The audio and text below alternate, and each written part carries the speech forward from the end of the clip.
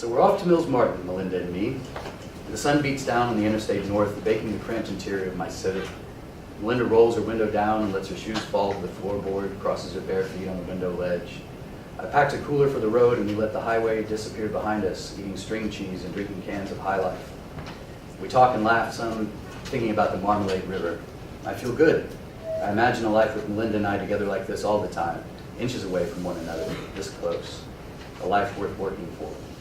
I pretend I have the money to cover her debt, the money to make a nice life for us. I buy that old duplex outright and just tear down the wall between our places, turn it into a family home again.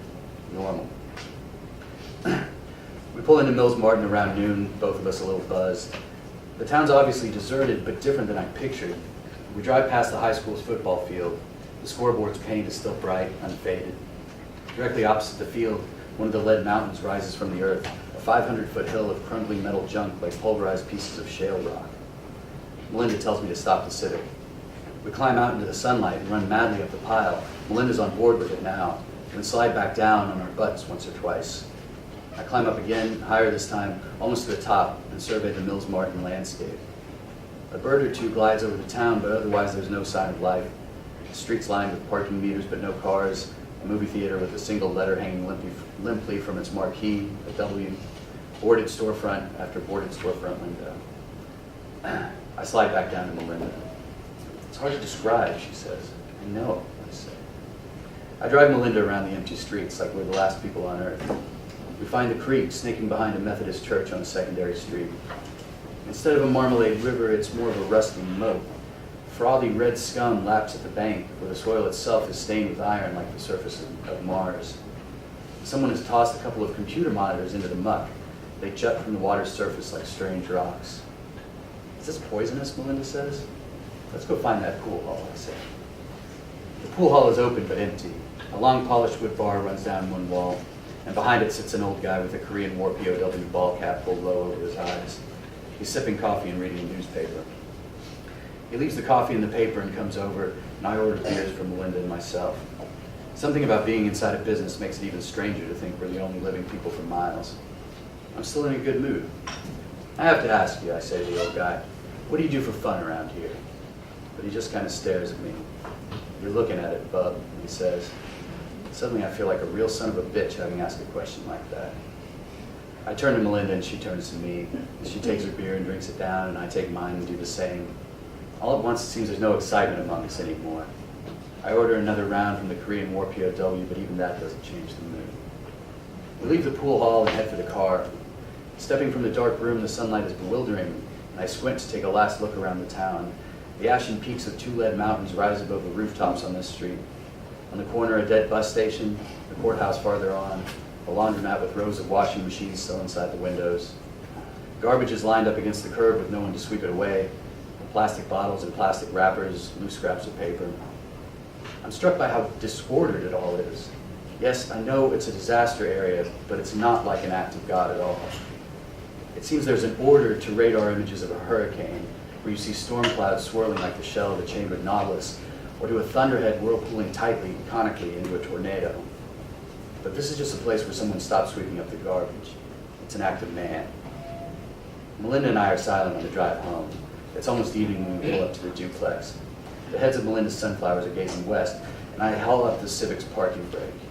We get out of the car and walk to the porch. Melinda stops there. Can I ask you something, she says, and her fingers come up and touch my arm lightly. Sure, I say. If you could make another life for yourself, she says, what would it be? If you had to make another life for yourself, like those people who left that town did, what would it be? I open my mouth to answer. It's an answer that confesses how she's occupied my imagination these last weeks, that I pictured a life with her. I think she's opening a door for me to say something like that, something about us. I think she wants me to. But I stop, turning the way she's asked the question over in my mind. How would I make a life? How would I make another life if I could? And how would I make another life if I had to? Those are two different things, and the space between them is wide. And maybe it didn't seem so wide a year ago or even this morning, but it does now.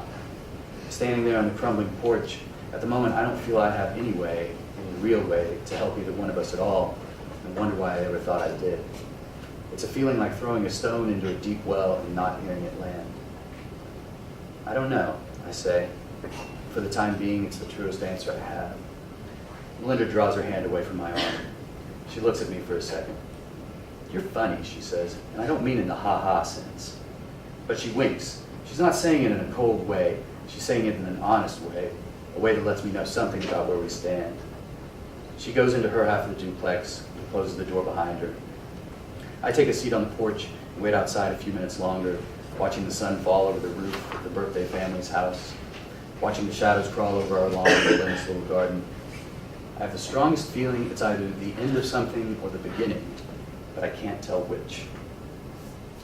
So, that's that. And, yeah, so, I don't know, I thought I might tell you, I mean, a couple of the things that are imperfect for me in this. I don't know if it's interesting or not. I mean, the point that I'm trying to get across is to, you know, allow yourself to get the writing out there. You know, Maya's sitting here invisibly at my side saying revise as well as you can, right? And maybe William Blake is sitting over here saying inspirations, and then but I'm saying, you know, also get it out there. So somewhere between the three of those concepts is what I'm trying to get across, right? Anyway, so some of the imperfections in that story. It started with that first line, Melinda has money problems, I know because I go through mail. This alliterative line, and I usually don't like alliteration at all. I totally understand if you don't agree with me, but it's like puns. It seems to draw the reader out of the narrative trance. It's like a clever wink to the reader. You know I'm doing something clever here, right? You and I, you get this, right? I'm doing some wordplay. It's the same thing with puns. So I'm always like very cautious when I use alliteration. There's some great examples of it out there, no doubt. And I don't completely know why I'm using it in this story. It came out. That was part of the inspirational flash or whatever. So I don't want to doubt the inspirational flash, but I'm also very wary whether that's going to make it through the next drafts because I don't completely know what it's doing in there. And then another one, the character being an advertising. I'm much more comfortable writing. I keep trying to put myself or like an image of myself into first-person narratives, and it just never works. And you generally end up writing about people who are like, I don't know, carpet layers or construction workers or something like that. I mean, I did that too. I did that a long time, or in my early 20s. And so maybe in my 40s or something, I'll write about a writer. I don't know. Anyway, so I mean, that's about all I have to say about that. And I would answer any questions if you have them, where I can read some of these bits from the 10 Rules for Writing Fiction. Or we could do a little bit of both. Does anybody have any questions?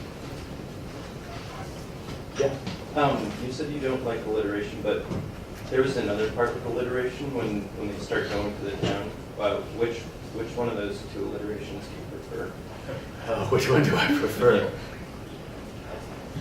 Well, it's hard to say because like the first one sets it up, and then the second one is a reprise or whatever, a repetition of it. So it's like, I don't know. That's hard. That's a good question, but I don't know which one I would prefer. Maybe on a strict sentence basis, I like the second one a little bit more because it's more rhythmic. Where are you trying to go with this? Are you trying to go with like an investigation type story, or? No. Okay. That's a good question. And I was a journalist for a few years, and a lot of my journalist friends, when I was saying I want to write about this town in Oklahoma, they're like, oh, I know the guy who works at the Tulsa World, and I can get you like all this information about it. And I'm like, well, I don't need that because I'm not. This isn't like a non-fictional thing, and it was just it's cool imagery. I mean, it's the notion of the town is a degree of imagery, and it has metaphoric meaning to me. So that's more what I'm concerned with, and like I don't know, parts that may have come out sounding like investigation hopefully will like lose their way in the next drafts or something. I feel that in order to revise, one has to really experience one's failures, and I feel that in order to notice one's failures requires a certain amount of growth. How would you encourage that growth as a writer